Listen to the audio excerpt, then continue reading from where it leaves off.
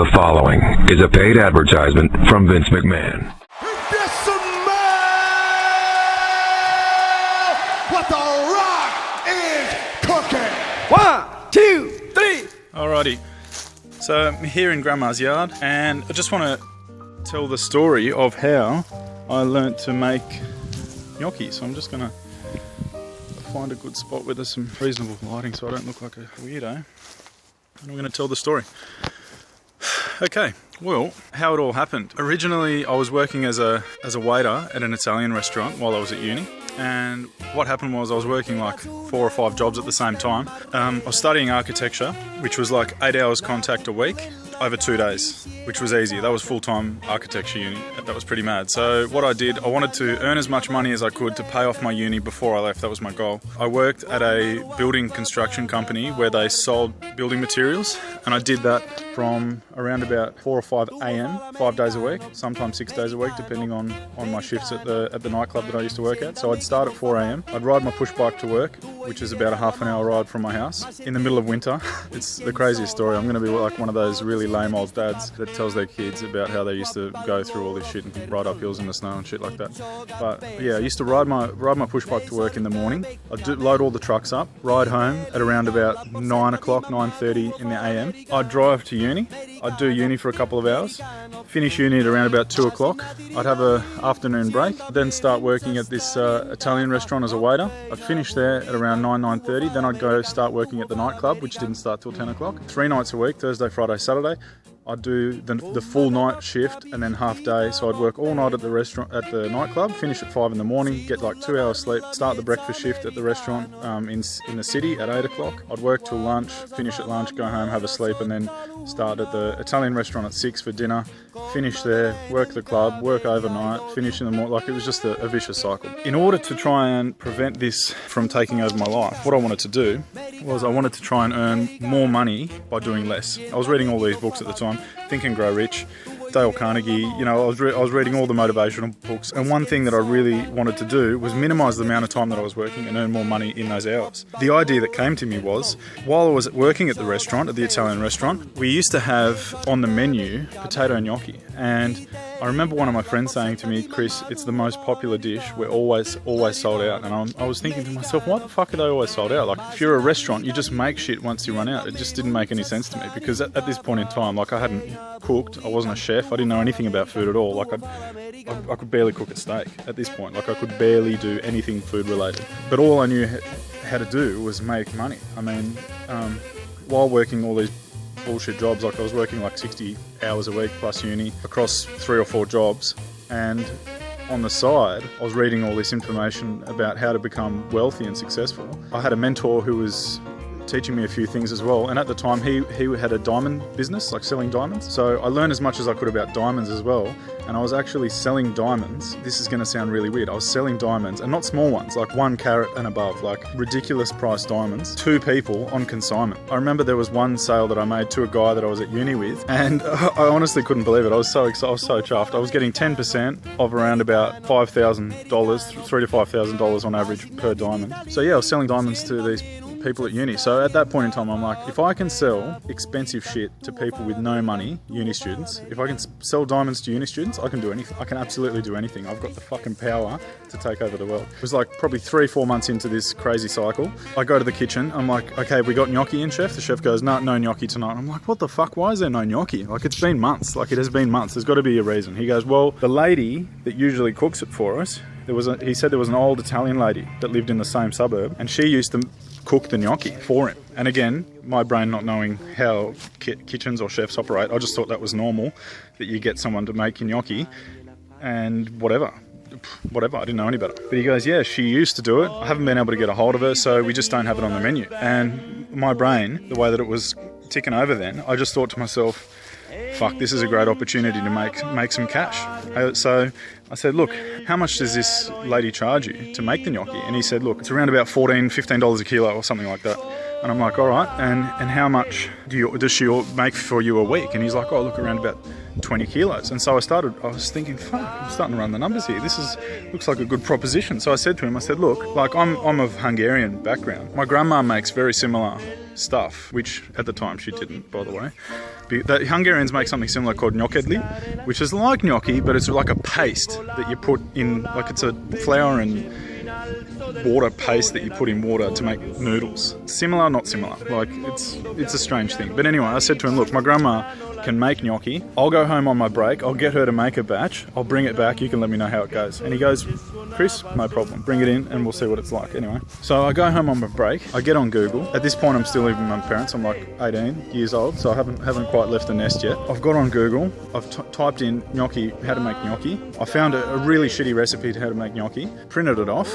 I go to the kitchen. I go, Mum, where's the potato? She goes, we haven't got any. I said, fuck, all right. I went down to the shop, got some potatoes, come back home, get them on the boil, start cooking this gnocchi, and I managed to make, like, I made a mess through the whole kitchen. My mum will tell you today. I just had come home from work, destroyed the kitchen, went back to work, and all I had with me was one 750ml Chinese container of gnocchi, which looked like rubbish. It was shit. It was absolutely fucking terrible.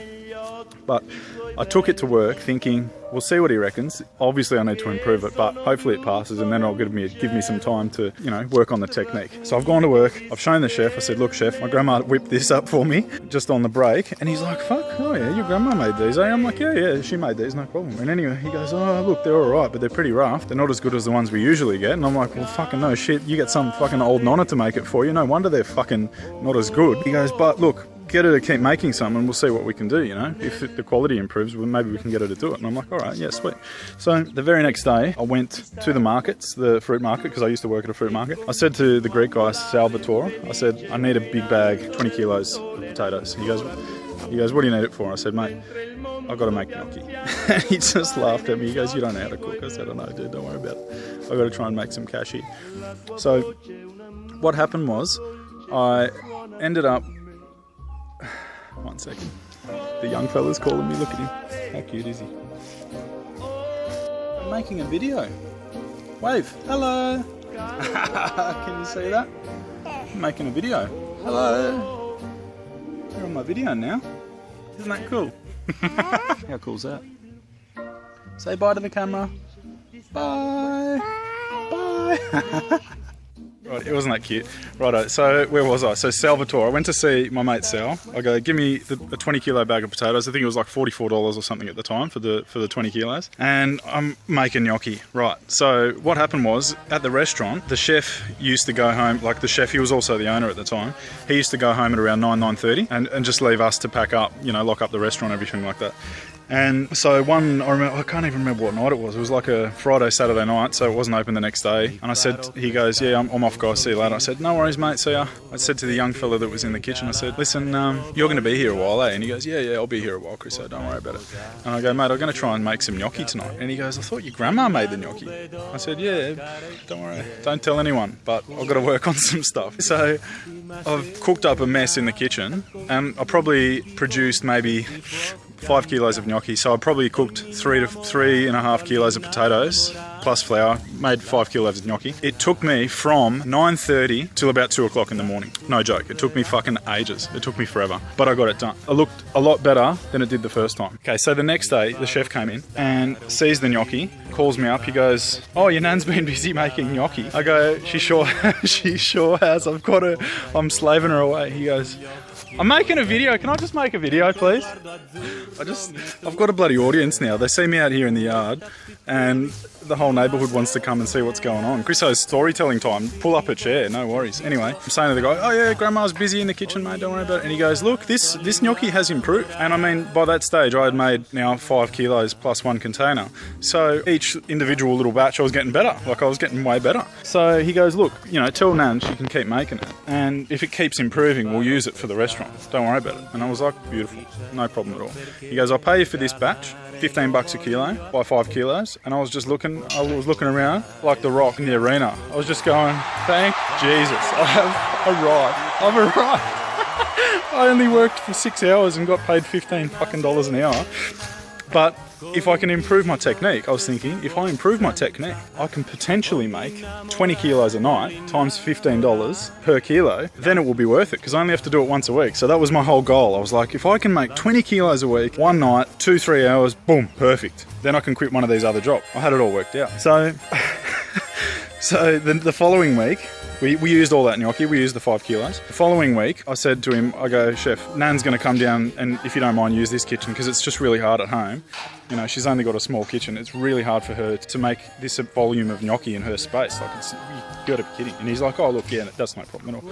He left at 9 o'clock anyway, so he didn't really care. So I'm up there again with the young apprentice, young Dan, and he's watching me, you know, focused. He's thinking, fuck, I want to get a slice of this gnocchi action as well. And I'm looking at him going, not a chance, mate. This is my scam, you know. I was like the Mafia at that stage, the gnocchi Mafia. So, yeah, Dan's watching me and I'm making all this gnocchi. And I went big this time, right? So I've had my first success. I made 5 kilos and got away with it. And then I'm thinking to myself, all right, tonight I'm going to do 10 because, you know, stretch your boundaries, beat your previous record, do whatever. I'm thinking last week was good, but I didn't really make any cash. So this week I'm going to do 10 and that way I'll get $150, right? And then I can pay the $44 to the fruit guy and then I can make $100 for myself. No problem in one night, easy. And mind you, so I was on like $14 an hour at my construction job and at the restaurant I was probably on about the same. So I've made the 10 kilos but this time I didn't realize one of the biggest problems with gnocchi is it's soft, right, before you cook it. So I've made and chopped, boom, boom, boom. So I've made all this gnocchi. It took me like 6 hours or something like that. I think it was like 3 o'clock in the morning. I've made all this gnocchi and I had scooped it all up and put it into a big bowl, like a big one of these, like this round dish, like this, right?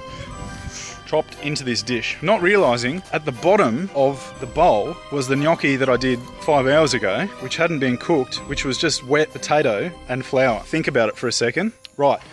The stuff at the bottom was like glue. Literally the only usable portion was like a thin inch at the top that I had just scooped into this bowl. The rest had like, because it had been sitting there for so long, it had like congealed and joined back together. So I had just a big lump of slop. Thinking to myself, oh, it's not going to be that bad. I'll just, you know, re-roll it, re-chop it. Ba-bam. No deal. You roll it and chop it, cook it. It was like glue. You couldn't eat it. Had to throw it away. So I wasted, so I only got like a kilo and a half, maybe 2 kilos that night. So I wasted the entire night making this gnocchi that I had to throw away. Isn't that great? Right. The next day, chef comes in. He goes, what's the go? Not that much gnocchi this time. I go, oh yeah, look, Nan wasn't feeling well, so she couldn't, you know, whatever, couldn't make that much. He goes, oh, that's no good. But see if she can come back and make some Monday, Tuesday night or something like that. I was like, look, I'll ask her, see what she's doing. I'm sure she can, you know, work something out. It's only Nan. She's not busy. She doesn't have a job. And then I come in on Monday night with the sack of potatoes again, and I'd learnt my lesson this time. So I was like, right, I'm only going to cook 2 kilos at a time, max. So I was there until 3 o'clock in the morning, cooking 2 kilos at a time. So I'd cook it, flour it, roll it, chop it, and then while I was cooking the other one, I started cooking the other potatoes. That way, by the time the first lot had cooked, I was on to the second lot. Brains. Okay, I learned from my mistakes. So this one worked out. And of course, by this stage, I've made nearly 20 kilos of gnocchi. So my technique was getting better and better and better. And I'd done a bit of research. I've been thinking about it a bit, thinking what's the best potatoes to use, what's the way that the Italians make it, what kind of flour do they use. Like I had the Tipo 00 going. I had the right amount of eggs per kilo of potatoes. I had the right kind of potatoes. I'd even rang the fruit shop and go, I'd even been on Jamie Oliver's channel and looked at what Jamie's mate Gennaro, I don't even know the guy's name, but he's a legend. That guy's a legend. I'd been on his channel and tried to figure out what does he make it with. And so I found out the best type of potato is this one called a Maris Piper. It doesn't exist in Australia. It's from overseas. I go talk to my mate at the fruit shop. I go, dude, I need this potato, the Maris Piper. He goes, doesn't exist in Australia. Use these, right? Hands me a Desiree, red Desiree. And I'm thinking at the time, I'm like, this is more of a salad potato. He goes, I know, but it's the starch content that's important. So I've gone home and I'm Googling the starch content of potatoes. I'm getting into it, like I'm really getting into it. It became a bit of an art. Before I even became a chef, before I was interested in cooking, here I was, 18-year-old Chriso, hustling potatoes for cash. And to cut a now very long story short, because we're probably at like 15 minutes here, this is ridiculous. To cut a very long story short, what ended up happening is after about a month of making the gnocchi for this guy, and people were so excited that it was back on the menu, that it was flat stick constant. Like I think it was selling like 5 kilos a day of gnocchi, which was the equivalent of 40 kilos of potatoes a week. Boom. I had a major operation happening 2 nights a week. I was cooking gnocchi non-stop. And then it ended up being during the day. I used to come in during the day after uni and cook it because it was so popular. Selling out all the time. Unbelievable. So my first experience cooking was gnocchi. Didn't know how to do it, hustled my way into it. Started a gnocchi empire. And then over that time, a period of about a year that I was making it, I mean, I was doing 40 kilos a week over a year. Do the numbers, like tons of gnocchi with these hands. How good's that? So I made the gnocchi, and now it is highly regarded by people in Canberra as some of the best gnocchi. Not some of the... Look, I'm going to actually go one step further. It is regarded by people in Canberra as the best gnocchi available. And this is from people that have travelled overseas. This is from other Italians that have tried it. This is even from a very well-known source in the Italian community. We had a gnocchi competition in which he and we both prepared our own type of gnocchi. And look, fair's fair, we tied, but I'm very impressed that I tied with a guy who is so passionate about gnocchi, knows exactly how to make it, saw mine, and then goes, Chriso, you're not fucking around. You actually know what's going on. So I was really chuffed with that. I'm going to leave it here. I'm sure I'll remember something else later, but is that not a great story or what? Catch up.